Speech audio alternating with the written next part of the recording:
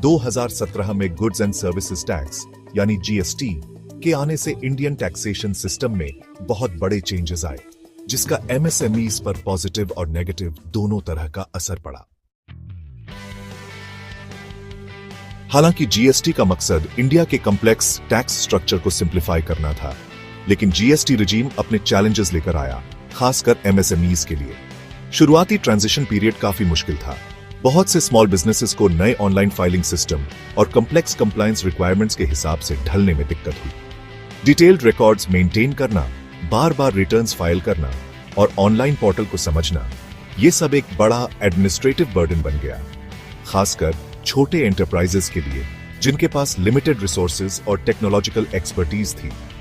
इस बर्डन की वजह से उनका टाइम और रिसोर्सेज कोर बिजनेस एक्टिविटीज से डाइवर्ट हो गए, जिससे उनकी ग्रोथ की संभावनाएं कम हो गई। कुछ बड़े एमएसएमईज टेक्नोलॉजी अडॉप्ट करके और टैक्स प्रोफेशनल्स हायर करके अडेप्ट कर पाए, लेकिन छोटे बिजनेसेस जिनके पास अक्सर ऐसे रिसोर्सेज नहीं होते, उन्हें ज्यादा डिफिकल्टीज का सामना करना पड़ा।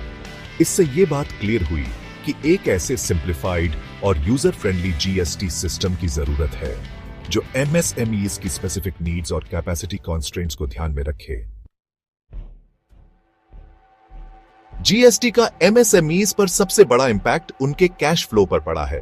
GST system input tax credit के सिद्धांत पर काम करता है, जहां बिजनेसेस इनपुट्स पर दिए गए टैक्स को आउटपुट पर कलेक्टेड टैक्स से ऑफसेट कर सकते हैं। लेकिन यह सिस्टम सप्लाई चेन में क्रेडिट के स्मूथ और टाइमली फ्लो पर निर्भर करता है। बायर्स से, खासकर बड़े बिजनेसेस और गवर्नमेंट एजेंसीज से पेमेंट्स मिलने में डिलेज की वजह से कई एमएसएमईज के लिए लिक्विडिटी क्रंच पैदा हो गया। बायर्स से पेमेंट डिलेड होने पर भी आउटवर्ड सप्लाईज पर जीएसटी पे करने की रिक्वायरमेंट ने इस सिचुएशन को और बदतर बना दिया।